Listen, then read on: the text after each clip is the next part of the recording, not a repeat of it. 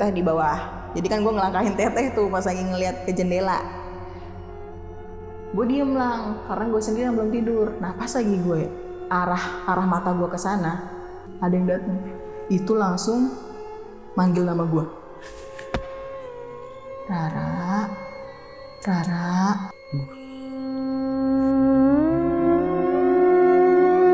Kemarin denger itu masih Bu, ada yang nyapu malam-malam. Siapa yang nyapu malam-malam ya? Terus kata ibu gue, enggak denger sama sekali. Tapi kok kayak ada ya? Ada yang nyapu ya? Besoknya itu mamanya Mas Jerry sendiri yang lihat. Nah dari situ teteh langsung ngomong, kenapa? Masuk, dikunci lah pintu kamar kita kan, dikunci. Pas lagi kayak gitu lang, itu ngikut. Akhirnya ngegedor pintu kamar kita. Buset.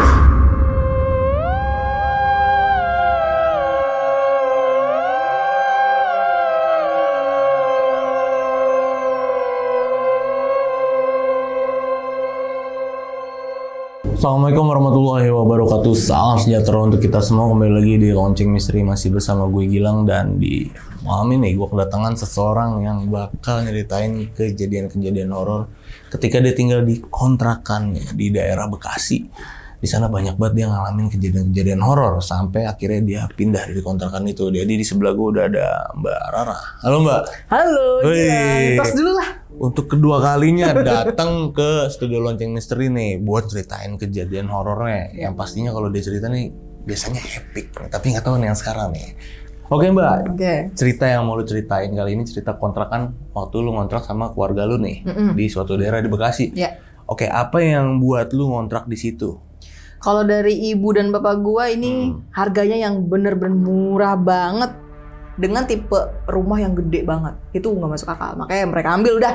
Itu info dari nyokap nih, katanya murah banget. Murah banget. Dan ternyata angker rumahnya. Betul. Bahkan sampai lu pindah ya waktu itu ya. Pindah. Ada kejadian yang parah banget nih, yang benar-benar neror. Nah ini lu sekarang lagi sibuk ngapain sih? Gua sibuk berkenalan. Gue lihat sekarang di story lu. Ini mulu kayak orang TKP. Oh iya. TKP. Lu sibuk ngapain nih sekarang? Gue sekarang sama teman-teman gue lagi ada di Monogram Production. Itu kita kontennya kasus kriminal lah. Oke, berarti kontennya kriminal nih. Iya, betul. Serem juga nih mainan lu. Gue lihat-lihat dari dulu nih udah horor, sekarang ke kriminal. Ya lumayan. Ya, pokoknya sahabat lonceng nih jangan lupa mampir ke channelnya Mbak Rara dan teman-teman, yaitu Monogram Production, karena banyak banget konten-konten menarik di sana. Dan yang belum subscribe Lonceng Misteri, buruan langsung subscribe Lonceng Misteri biar gue makin semangat ngasih konten-konten horor lainnya sama kalian semua. Ya udah Mbak, langsung kita mulai nih Mbak ya ceritanya. Di lonceng.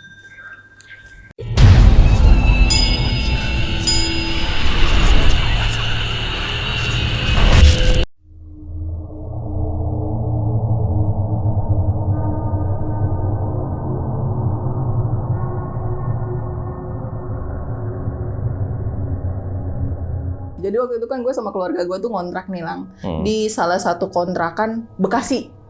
Bekasi ya. Kalau misalkan dikasih clue itu jembatan lah. Itu banyak nama-nama jembatannya dia. Ya jembatan 1, 2, 3. Ya itu daerah situlah. Nah, jadi gini awalnya gue itu umur 8 apa 9 tahun gitu. Kelas 4 SD lah. Kelas 5. Jadi gue sama adik gue ini perbedaannya 3 tahun. Jadi kan dia kalau nggak salah umur 5 tahunan lah, masih kecil. Gue tinggal sama kedua orang tua gue, sama satu lagi ada teteh. Teteh itu yang disuruh bapak gue lah buat ngejaga gue sama adik gue kalau misalkan mereka berdua lagi kerja. Oke, teteh lu ini masih saudara apa gimana nih? Saudara bapak gue. Masih inilah ya, masih family ya? Masih family lah. Nah gue tuh ada kontrakan lumayan gede saat itu. Jadi walaupun kita berlima tapi tuh gede banget dah. Gue nggak tahu itu emak gue sama bapak gue bisa dapet dari mana. Pokoknya itu gede banget. Kita pindah. Gue gambarin rumahnya dulu ya. Rumahnya itu gede banget. Depannya ada pohon nangka. Tapi depannya lagi tuh kayak sisa kebun. Cuman kebunnya luas banget. Seberang apa dia emang halamannya seberang nih? Depan nih. Seberang depan ya? nih.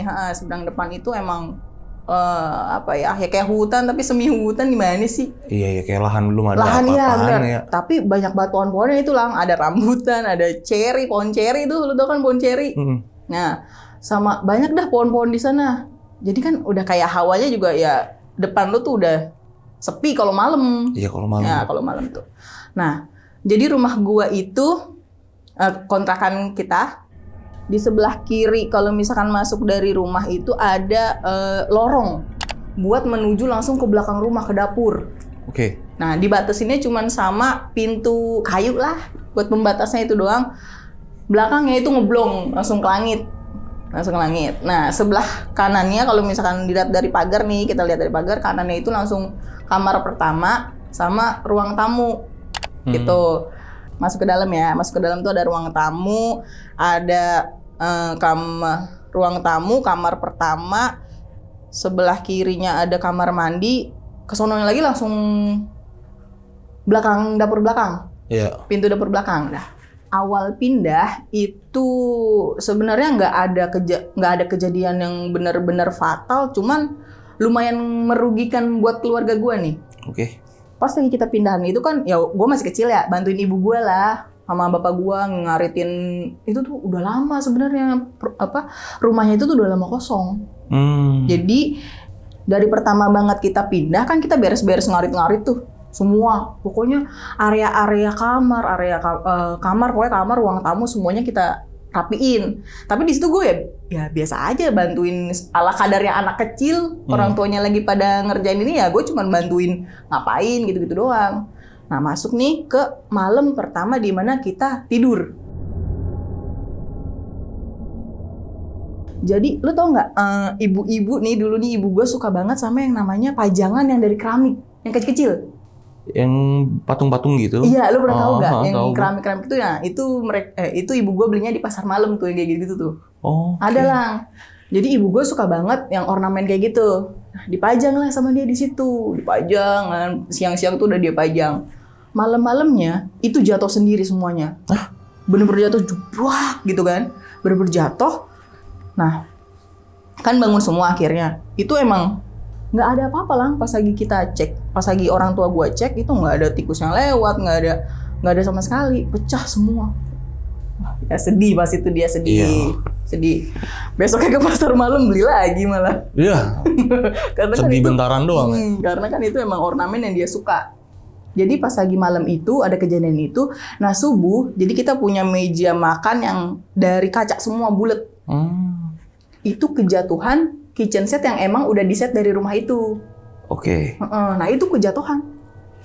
Wah itu gila, parah. Tuh jatuh. Itu parah banget itu jatuh. Kitchen set. Iya, kitchen set ya mungkin ya kalau misalnya mau kita logikain ya, sekarang kan udah gede nih. Mungkin kalau misalnya kita mau logikain ya itu udah tua kali ya udah. Tapi enggak.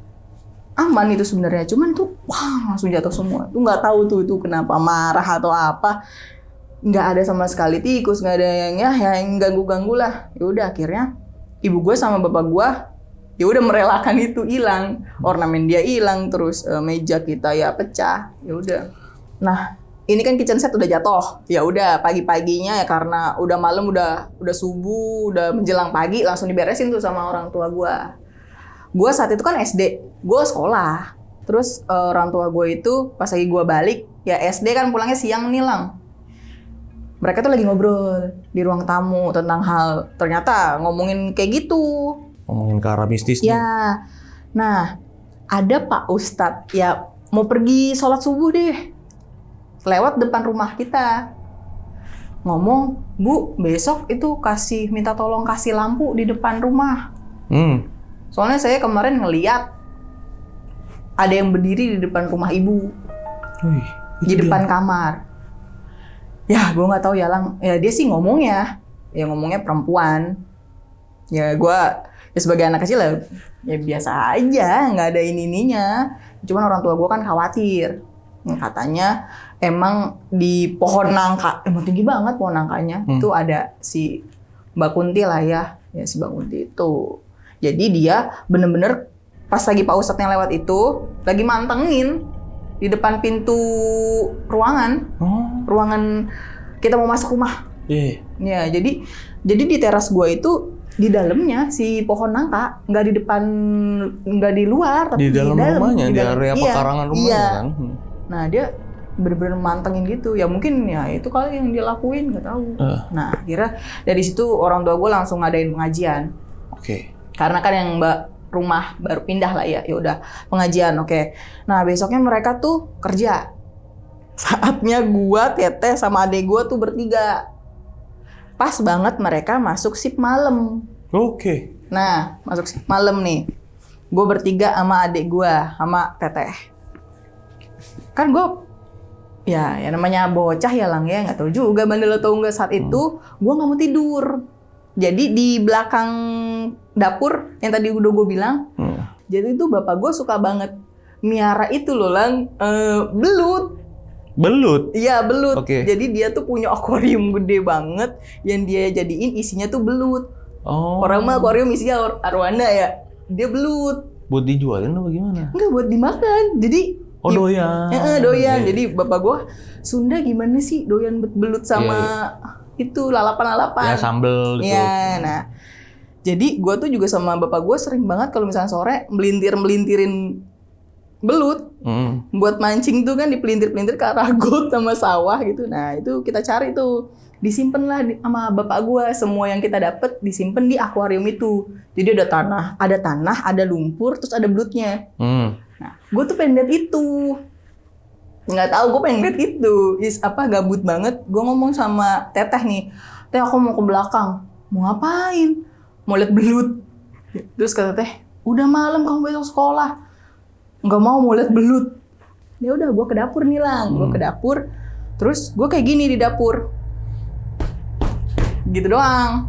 Apa nih, gedor-gedor apa? Iya, gedor-gedor pintu karena pintunya si Teteh nggak mau ngebukain pintu dapur. Jadi dia cuma ngebiarin gue aja nyelonong gitu, tapi gue nggak bisa buka pintu dapur karena itu tinggi. Jadi ada, lo tau kan kalau misalnya kayu yang dikit gitu, selokan gitu, set, gitu. Nah ya kayak gitu, nggak bisa, gue nggak nyampe lah. Makanya gue Teteh, ini pintu dapur, nggak bisa buka. Jadi biarin aja, didiemin sama Teteh kan. Gue terus tak, makin kenceng gue. Kalau Teteh, ya udah dibukain. Gue ngeliatin belut tuh gue liatin dia lagi pada gerak di tanah itu tuh sama di akuarium itu lagi pada gerak gitu. Ya udah, gue rasa udah cukup, udah puas gue ngeliat belut. Gue nggak nutup pintu, gue langsung masuk ke kamar. Kata Teteh, pintunya bukannya ditutup, ya nggak nyampe. Ya udah ditutup sama Teteh. Nah Teteh udah pas lagi udah ditutup nih sama dia, terus Teteh ke dalam, langsung ke kamar sama adik gue lah pokoknya, udah langsung ninggalin gue. Nah pas lagi gue jalan nih, kan itu udah ditutup ya pintu belakang ditutup sama si Teteh. Gue jalan ada yang kayak gini, gitu doang. Itu 3 kali. Nah gue langsung nengok dong, nah siapa? Langsung tadi adik gue tuh udah di dalam kamar nih, Teteh udah di dalam kamar. Gue bilang, ya udah, gue mau ngebuka tapi kan gak nyampe Lang.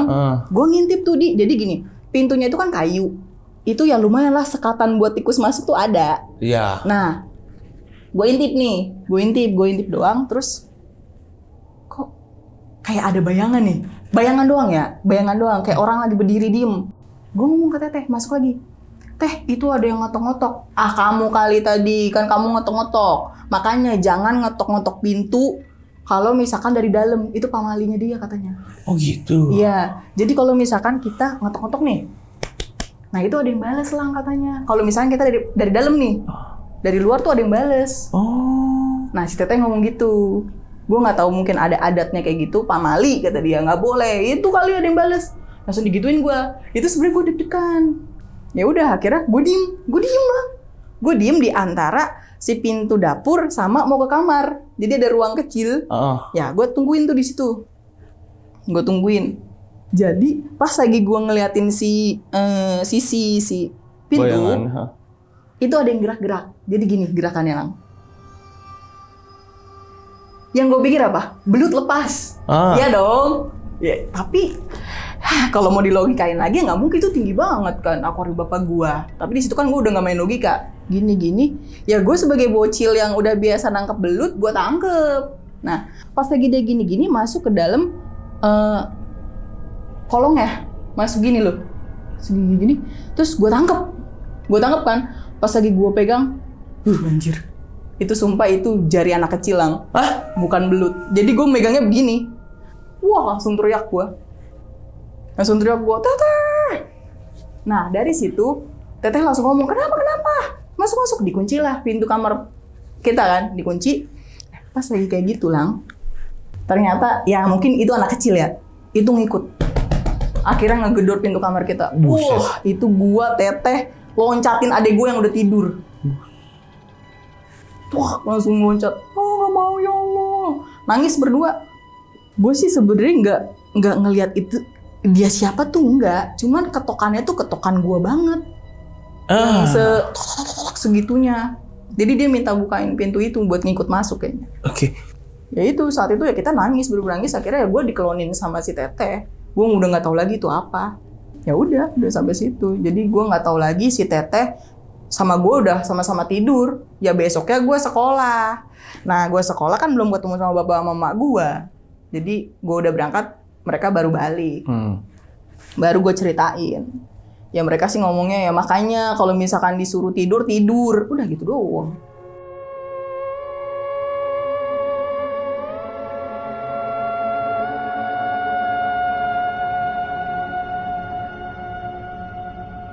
Nah lanjut nih Lang. Jadi ini tuh kejadian sebenarnya udah nggak terlalu di kontrakan. Tapi ini daerah kontrakannya emang yang horor. Semenjak emang gue tinggal di situ sama keluarga gue itu emang kondisi horor sih lingkungannya. Jadi saat itu gini, gue punya temen namanya Sekar. Nah Sekar ini sering banget main sepeda bareng gue pokoknya. Bandelan bareng kayak gitu sama Sekar. Teman rumah lu lah nih ya? Dia 3 rumah lah dari rumah gue. Oke, deket. Main sepeda tuh. Nah saat itu sehabis 7 hari mamahnya meninggal. Mamanya Sekar. Kan gue main mulu nih sama Sekar. Nah gue iseng nih sama Sekar. Jadi pas lagi Sekar mau ngeluarin sepeda, gue malah balik ke rumah. Dia marah. Pas lagi Sekar balik ke rumah, gue nenteng sepeda. Jadi dia marah, ini maunya main apa enggak? Ya nangis di rumahnya. Terus gue samperin kan, kenapa kok nangis?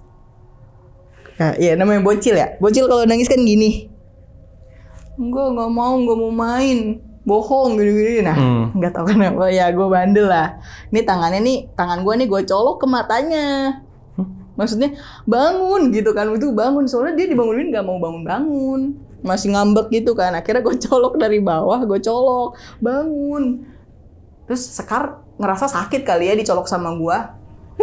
Akhirnya ngambek. Ya udah gue bilang, ya udah kalau banyak ngambek gue usah main. Ya udah gue pulang. Nah ini kejadian malam. Kan kamar gue kan sebelah banget ruang tamu. Nah itu kamar kita berlima.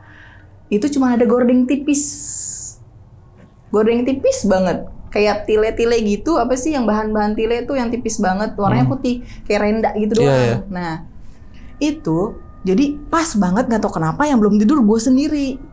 Di kasur ini ada ibu gue, adek gue, mbak gue, Teteh di bawah, gue sama bapak gue. Pokoknya berempat tuh di atas. Oh udah nggak sip malam nih bokapnya? Iya udah saat itu udah nggak. Nah Teteh di bawah. Jadi kan gue ngelangkahin Teteh tuh pas lagi ngeliat ke jendela. Gue diem Lang, karena gue sendiri yang belum tidur. Nah pas lagi gue arah mata gue ke sana, ada yang datang. Itu langsung manggil nama gue. Rara. Itu ibu-ibu pakai macam daster gamis. Itunya kerudung bunga-bunga. Itu kayak pasmina. Terus pas lagi gue liatin, nggak tahu kenapa gue berani ngeliat Lang. Itu mamanya Sekar. Wow. Itu mamanya Sekar. Duh anjir. Dia datang. Rara. Gue langsung gak bisa gerak Lang. Gak bisa gerak. Gue mau bangun bapak gue aja kayak tangan gue tuh udah gak bisa ngejangkau. Udah gitu doang gue. Diem aja gue di situ diem. Gak lama langsung hilang semua. Jadi gak ada yang namanya enggak. Udah hilang. Baru gue bisa gerak. Gue langsung, ibu gue cuman gitu doang. Nah, mungkin saat malam itu Mama Sekar mau ngasih tahu kali ya, jangan bandel sama anaknya. Bisa jadi. Jadi tuh kayak pelajaran silang buat gue. Sumpah mamanya Sekar banget. Tapi wujudnya bener. Mama Sekar. Jadi Mama Sekar tuh kan ya maaf ya guys, jadi kayak agak gendut gitu. Nah itu Mama Sekar tuh sering banget pakai pasmina yang langsung ibu-ibu gitu loh. Tapi nggak ada yang aneh dari wujudnya? Gak ada. Bener-bener Mama Sekar. Kayak orang beneran? Orang. Jadi Rara. Tapi yang gue inget Mama Sekar kan kemarin baru meninggal 7 hari yang lalu lah. Dan tendanya aja masih ada lah. Tenda itu Mama Sekar tuh. Itu pelajaran banget buat gua. Jadi kita nih jangan bandel deh sama anak yatim atau piatu. Udah gitu, jangan bandel. Kan gua nggak tahu ya Lang. Saat itu ya gua nyolok matanya. Ya gua langsung diperingatin langsung sama ibunya. Dan gua cerita tuh sama ibu gua paginya. Kak, Bu, tadi malam ada Mama Sekar. Ibu gua panik. Mama Sekar gimana? Mama Sekar udah meninggal. Ya nggak tahu. Teteh kan gue manggilnya Teteh ya. Teteh, aku lihat itu. Lihat Mama Sekar. Kenapa emang kemarin sama Sekar? Kenapa? Langsung nanya ibu gue. Ya, aku bandel. Gue minta maaf. Langsung sama Sekar. Nah lanjut nih. Yang tadi gue bilang tembok Mama Bayu. Mama Mas Bayu. Mamanya Mas Bayu itu satu rumah doang sama rumah gue. Jadi satu tembok. Rumahnya Mas Bayu. Oke. Nah, satu tembok. Jadi kan kita itu ada lagi gue punya teman selain Sekar. Ada Ria, Hendy, sama Rama. Nah, itu bertiga juga. Jadi sering main ke rumahnya Mas Bayu. Nah, mamanya Mas Bayu ini suka banget main piano gede. Jadi dia tuh punya piano gede banget. Yang tua itu, yang klasik. Nah, dia suka banget main itu. Mas Bayu juga. Mas Bayu ini anaknya introvert. Jadi ya kita yang main ke rumah dia terus. Nah, ya mungkin udah waktunya mamanya Mas Bayu. Mama Mas Bayu meninggal. Oke. Jadi setelah mamanya Sekar meninggal itu 7 hari, nggak lama sebulan mamanya Mas Bayu meninggal. Karena diabetes sebenarnya silang, emang penyakit. Nah, ya udah tuh akhirnya Mas Bayu.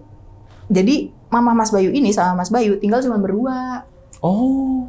Iya, cuma berdua. Kasian dong. Ya akhirnya Mas Bayu dibawa lah sama saudara-saudaranya ke Jawa, aku nggak tahu kemana. Jadi itu rumah kosong nih. Karena nggak ada yang ngurus Mas Bayu. Iya, Mas Bayu nggak ada yang ngurus. Saat itu kan Mas Bayu, kalau nggak salah perbedaan umur sama gua, dia SMP, kita SD. Itu akhirnya dibawa lah. Nah terus gua, Rama, sama Ria itu main sama Hendy. Main kan. Biasa tuh yang itu lah, yang depan kebunnya itu yang tadi gua bilang, depan rumah. Nah kita main di situ, main cherry lah, manjat pohon lah, cherry dan sebagainya udah. Nah, ini masih siang loh. Kan karena kan kita mainnya siang. Lagi libur. Itu di situ ada mamahnya Mas Bayu. Hah? Ini kita belum Kita belum Gue malah nyapa dari atas pohon ceri. Karena kan emang deket banget tuh sama Mas Bayu. Mama Mas Bayu. Panggilnya gitu gue. Mama Mas Bayu. Mama Mas Bayu sambil megang selang. Sambil gini. Sambil megang selang. Dia emang kebiasaannya di jam-jam kita tuh siang di jam 2, jam 3. Jam 3 lah. Tuh dia nyiramin pot tener di rumahnya. Jadi potnya banyak banget lah. Pot bunga. Nah itu dia lagi nyiram. Ya gue biasa ngeliat hal itu sama mamanya Mas Bayu. Udah terus gue turun nih dari pohon ceri. Itu Ria, Rama sama Hendy udah gak ada. Gue baru ngeh mereka udah gak ada tuh. Gue kan asik metikin ceri. Iya. Gue turun, lah bocah pada kemana teman-teman gue? Gue samperin, kan rumah kita cuman beda kalau sama Hendy, Rama, Ria itu beda 4 rumahan doang gue, deket-deket kita. Gue samperin ke Hendy, kok duluan? Dia baru cerita sama mamanya. Rara, mamanya ngomong, mama Hendy ya, Rara tadi habis nyapa siapa? Mamanya Mas Bayu. Kamu nggak lihat itu tendanya masih ada. Jadi itu masih ada. Bendera kuning tuh masih ada. Astagfirullah. Wah, kita bener-bener kayak diem doang di rumah Hendy. Itu si Ria sama Rama udah balik duluan. Jadi gue bener-bener ke rumah Hendy karena Hendy tuh paling dekat rumahnya sama rumah gue. Jadi mereka bertiga kabur itu. Gara-gara mereka langsung ngeh. Loh, mamanya Mas Bayu kan udah nggak ada. Jadi ya kita anak kecil, tapi mereka ngeh duluan, gue enggak. Karena gue masih asik matikin cherry di atas. Jadi mereka yang nangkepin cherry. Iya, gue emang suka manjat saat itu kan. Ya, gue dari atas ngeliat mamanya Mas Bayu, bener-bener ngeliat yang nyiram pot itu. Gue juga jadi Mas Hendy kabur sih. Nah itu dia, gue pas lagi ke bawah, bocah pada kemana? Ya udah, akhirnya gue ke rumahnya Hendy kan karena paling deket. Ternyata itu malamnya kan rumah Mas Bayu ini bener-bener dikosongin, nggak dikasih lampu sama sekali tuh depan. Dikosongin dalam artian barangnya diangkat semua apa gimana? Enggak, bener-bener dikosongin. Jadi si Mas Bayu kan pindah tuh di sama saudaranya. Nah itu rumah bener-bener nggak dikosong. Nggak ada yang tinggal di situ. Iya. Tapi barang-barang masih di situ. Iya, masih di situ. Kadang ada yang balik lah buat saudaranya kayak yang suka balik-balik itu. Nah itu malam-malam, wah itu yang denger bukan gua doang. Ibu gua, bapak gua denger pianonya bunyi. Itu bener lagu yang suka dimainin sama mamanya Mas Bayu.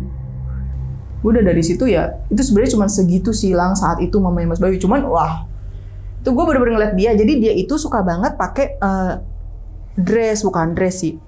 Kayak dress di sini-sininya tuh gelombang-gelombang. Iya. Nah ininya ada kayak busa, bukan busa, apa sih, gelembung. Iya yang gede gitu Iya kan. apa sih namanya itu, gue nggak ngerti. Nah sampai kesini nih, itu tile gitu, tipis, tapi berlapis. Nah itu mama Mas Bayu suka banget itu, dan sore-sore itu pasti mama Mas Bayu nyiramin tanamannya. Nah ada kejadian lagi nih. Jadi pas gue belum tidur, ada di mana kayak bunyi orang nyapu pakai sapu lidi. Oke. Gue kira nih bapak gue nih, wah ini ngapain sih, gabut banget ngebersihin jalanan malam-malam. Ya udah, gue nggak ngeliat sama sekali. Pas lagi gue bilang kayak gitu, bapak gue langsung kayak orang gimana ya, kayak orang ngedehem keselak. Ternyata dia tidur di depan. Nah itu yang lewat gue nggak tahu, itu yang nyapu gue nggak tahu siapa. Besoknya, jadi di sebelah gue itu rumahnya mama Mas Jerry. Tadi kan sebelah Mas Bayu nih, sebelahnya lagi. Ya, ini sebelahnya banget nih mama Mas Jerry. Sebelah tek baru Hendy, tek baru Sekar kayak gitu. Mama Mas Jerry ngomong kemarin, jadi ngomongnya sama ibu gue, ngobrol pagi-pagi ibu-ibu. Kemarin denger itu nggak sih Bu? Ada yang nyapu malam-malam. Siapa yang nyapu malam-malam ya? Terus kata ibu gue, enggak denger sama sekali. Tapi kok kayak ada ya? Ada yang nyapu ya? Besoknya itu mamanya Mas Jerry sendiri yang lihat. Jadi dia itu ngelihat perempuan jalan, rambutnya tuh panjang banget Lang. Itu yang bunyi, itu yang nyeret, itu rambutnya yang bunyi. Ini sosok mana lagi nih? Nggak tahu, itu mungkin yang di rumah gue, yang di Ponangka. Bisa jadi. Nah, itu kejadian udah sampai situ aja nih Lang. Sebenarnya banyak banget random. Cuman gue nggak bisa ininya nanti ceritanya, takutnya salah karena emang kejadian warga di situ ya cukup banyak. Ya gue sama keluarga gue juga ngalamin. Ya bisa jadi yang terakhir itu, yang si lewat itu, sama waktu pecah semua kondisi hiasan ibu gue, itu bisa jadi satu makhluk itulah, perempuan itu yang mungkin menetap di pohon nangka yang dilihat sama Pak Ustadz. Nah itu bisa jadi. Dan dari situ gue sama keluarga gue tuh emang udah habis masa kontraknya. Oke. Udah diinin duluan sama orang Madura buat, karena itu gede lumayan, dibuat gudang lah sama dia. Nah itu aja Lang, pas lagi ibu gue pindah pas lagi kita pindah, itu kunci kontrakan tuh bukan yang megang, tuh bukan yang family-nya di situ, bukan, tapi orang lain yang disuruh. Ini nih rumah sebenarnya udah lama banget, makanya ilalang kan banyak banget tuh, panjang-panjang. Sebenarnya ada story lagi di balik ini.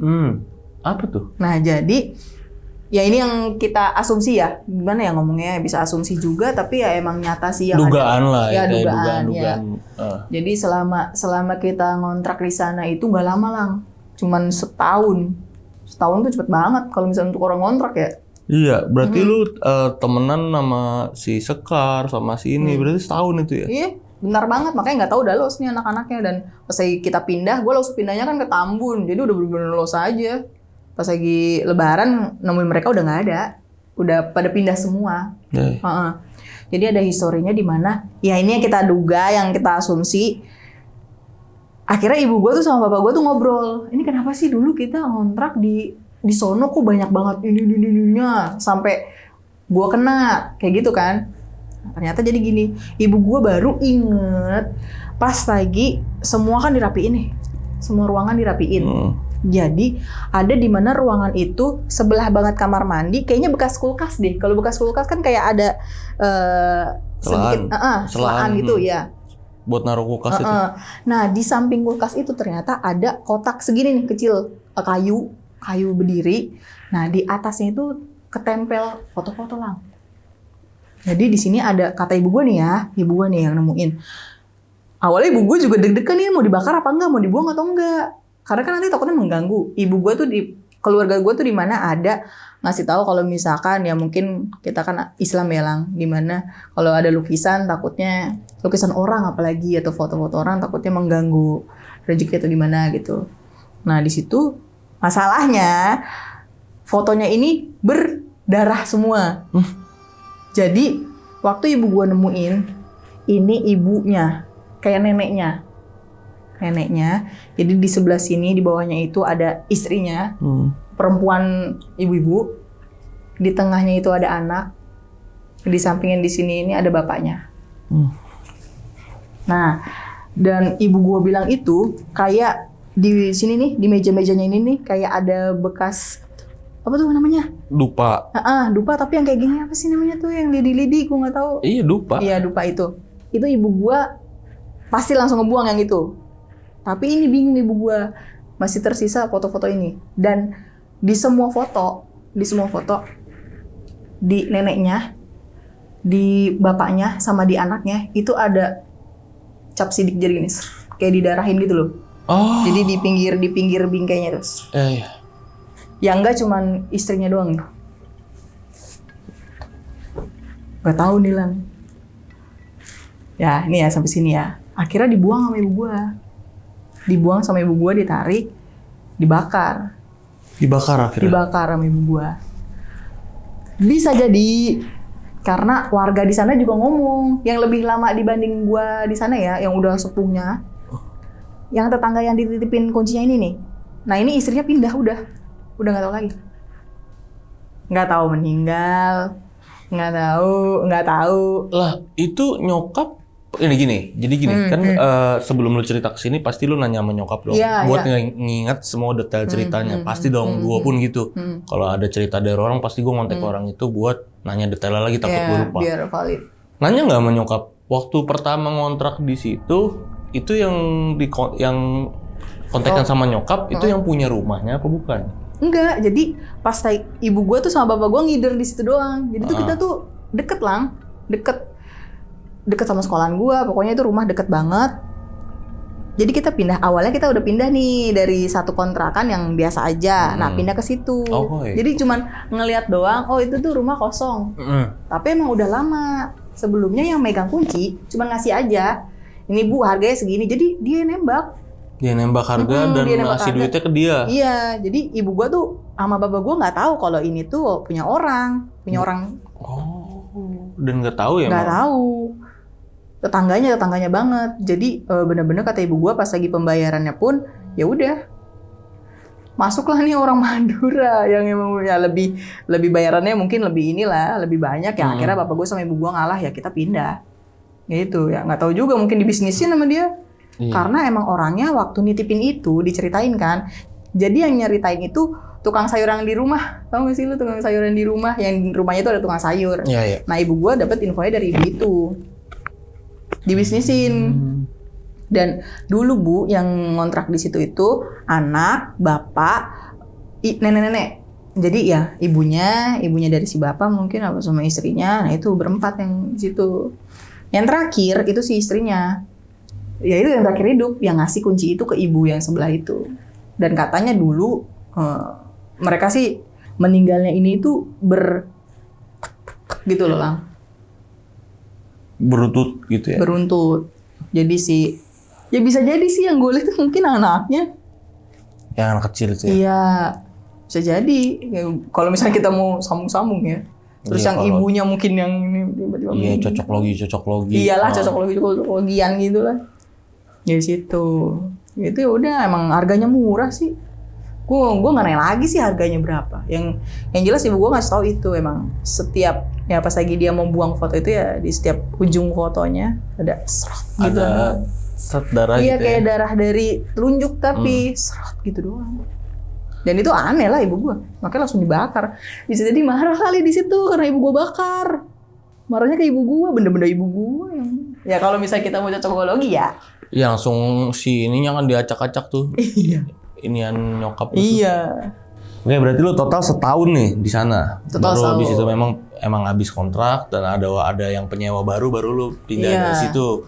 Oke, berarti ini tapi kejadiannya nih, kejadian yang horornya sebenarnya banyak banget apa emang itu aja nih? Sebenarnya banyak banget dan hampir setiap hari atau yang jaraknya tuh mungkin seminggu sekali atau 2 minggu sekali kejadian gimana Oke. kalau di sana? Lumayan tuh pertanyaannya tuh Lang. Jadi hampir setiap malam sebenarnya. Hampir setiap malam. Ya, sebenarnya. kejadian-kejadian yang kayak hawa-hawa, yang burung itu ada yang itu tuh kayak setiap malam. Apalagi ditambah mamanya Mas Bayu saat itu udah nggak ada, mamanya Sekar saat itu udah nggak ada, ditambah ada itu. Jadi tuh saat itu berurut, trot gitu kejadiannya. Kejadian serem itu. Jadi itu pas mau lu deket-deket lu pindah ya waktu itu ya? Yang meninggal yang terakhir itu? Mamanya Mas Bayu? Ah, Enggak sih, enggak juga. enggak juga mamanya Mas Bayu. Oke. Udah Kira pas lu mau pindah. Iya, pas bertahan berapa ya? 6 bulan lah.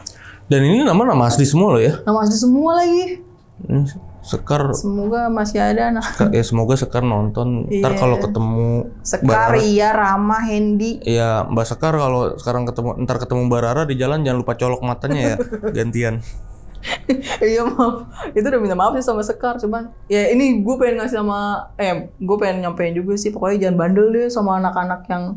Iya lu Ya lagian iya gua sih mah. kan, waktu kecil kan gue Iya. Oke, dan rumah masih ada nggak sih? Terakhir kapan lu kesana? masih terakhir itu Lebaran kemarin, Ngapain lu kesana? silaturahmi. Silaturahmi. Iya, jadi masih ada mamanya Mas Jerry itu masih ada. Oh. Masih ada. Tinggal sana. Masih ada, Lu main cuma- sana. Main. Dan emang gak terlalu jauh juga dari tempat tinggal lu ya? Iya benar. Dari Sini tempat tinggal yang doang, sekarang. Pasti. Hmm. Masih ada. Oh, masih pada ada. Masih ada. Siapa yang tinggal sana sekarang? Di rumah yang itunya. Iya, rumah yang di rumah lu itu kontrakannya. Waktu ke sono sih kagak ada orangnya, tapi kata mamanya Mas Jerry ada. Oh, ada aja dia bilang. ada. Ada yang kontrak. Ada, selalu ada yang ngontrak sih. Setelah Ibu Madura yang punya duit banyak, ada. Cuman mungkin udah ya hawanya udah beda kali Lang tahunnya. Iya, vibes-nya udah nggak seserem dulu ya. Bener. Apalagi depannya itu yang sisa Lahan hutan, hutan, sisa lahan. Itu udah dibangun sekolah. Udah sekolah. Iya, sekolah gede banget, lapangan basket, udah ada semua. Lapangan tenis malah. Pas lagi gue ke sono jadi kayak berubah banget ya. Ada helipad-nya. Nggak ada. Helipadnya antara Pak Anies, Pak Prabowo, atau Pak Ganjar. Ya, 01, 02, 03. Apapun pilihan kalian, jangan berantem ya. Betul. Tuh, tetap Indonesia. Mau berapa kali ganti pun, mau berapa kali ganti presiden, kalau lu males tetap ya udah. Ya, duit cari sendiri ya. Gak ngaruh presidennya Nggak siapa. ngaruh, iya Gue bilangin aja nih ya. Jangan berantem lah ya, gitu-gitu Iya. doang. Ngapa jadi ngomongin pilpres nih lagi horor? Oke lah. Oke, sahabat lonceng, itu tadi cerita dari Mbak Rara ya tentang kejadian-kejadian horor yang terjadi di kontrakan di daerah Bekasi. Di Jembatan 1, 2, 3, banyak lah Iya. situ. Dan buat sahabat lonceng yang udah nonton video ini dari awal sampai habis, gimana pendapat kalian? Tulis di kolom komentar. Dan buat sahabat lonceng juga nih, jangan lupa mampir ke channelnya Mbak Rara dan temen-temen, yaitu Monogram Production, karena banyak banget konten-konten menarik di sana. Masih aktif terus ya, masih upload Masih terus. aktif. Nah, nanti linknya gue taruh di deskripsi ya. Jangan lupa bantu di subscribe juga. Dan yang terakhir gue mau ucapin banyak terima kasih sama Mbak Rara. Mbak, thank you Mbak ya. Sama-sama, gila. Dua kalinya loh Thank you, cerita Gilang. di Lonceng Misteri. ceritanya epic banget, gila. Yang pertama epic, yang kedua epic. Mantap Mbak, thank you Mbak ya. Ya, sama-sama. Dan yang pengen jadi narasumber nih datang langsung ke Studio Lonceng Misteri. Sama seperti Mbak Rara ini, kalian bisa langsung mampir ke Instagram kita di @loncengmisteri, di follow dulu Instagramnya, lalu klik link yang ada di bio Instagram kita tuh nanti bakal ngarah ke WA admin kita. Akhir kata, gua Gilang Ahaditya izin pamit. Dan Rara Izin pamit juga, bye-bye. bye.